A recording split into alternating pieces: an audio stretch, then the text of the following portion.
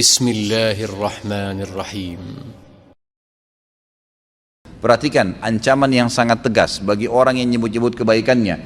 Thalathatun la yukallimuhumullahu wa la yanzuru ilaihim yaumal qiyamati wa la yuzakkihim wa lahum adzabun alim. Al-musbilu izarah wal mannanu wal munfiqu sil'atahu bil halfil kadhib. Ada tiga golongan yang mana Allah tidak akan berbicara kepada mereka pada hari kiamat. Ini sudah pernah saya kasih contoh ya. Kalau kita diundang oleh seseorang, misal presiden undang kita, semua orang yang diundang diajak ngomong kecuali kita sendiri.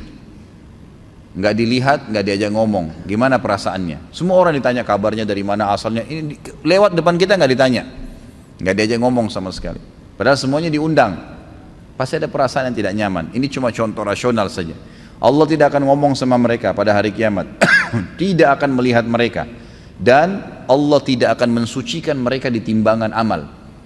Karena hari kiamat mungkin dosa seseorang 200, pahalanya 198. Butuh 2 atau 3 pengampunan dosa supaya bisa masuk surga. Ada orang yang Allah maafin, udah deh dihapusin 5 dosanya, udah masuk surga, selamat. Tapi ini 3 golongan ini Allah nggak bantu. Butuh setengah pahala pun Allah nggak bantu, masuk neraka dulu.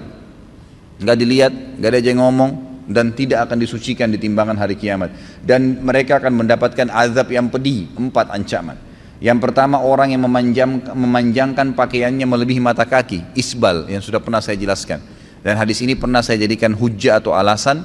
Ada orang yang bilang, oh isbal itu kan hanya dilarang kalau sholat. Hadis ini menjelaskan bukan masalah sholat, di luar sholat pun sama. Oh Ustaz, saya kalau pakai celana jingkrang mata kaki saya kelihatan jelek, kelihatan. Itu persepsi.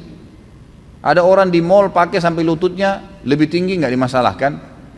Ada orang lebih tinggi lagi setengah paha, nggak dipermasalahkan. Kenapa yang naik di atas mata kakinya dipermasalahkan?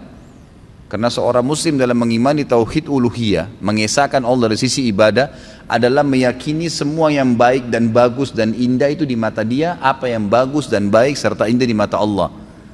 Yang buruk di mata dia adalah semua yang buruk di mata Allah. Sudah. Mau seluruh dunia tidak suka, terserah. Yang penting bagi saya, Tuhan saya mengatakan seperti ini, kan gitu.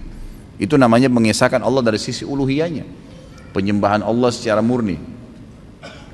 Kemudian yang ketiga, yang pertama, orang yang memanjangkan pakaian melebihi mata kaki bagi laki-laki dari atas ke bawah, bukan dari bawah ke atas. Kaos kaki nggak ada masalah. Yang kedua, orang yang suka menyebut-nyebut kebaikannya yang pernah diberikan kepada orang lain. Bayangkan ini, pernah berbuat baik loh, disebutin malah jadi masalah. Dan yang ketiga adalah penjual yang melariskan barang dagangannya dengan sumpah dusta.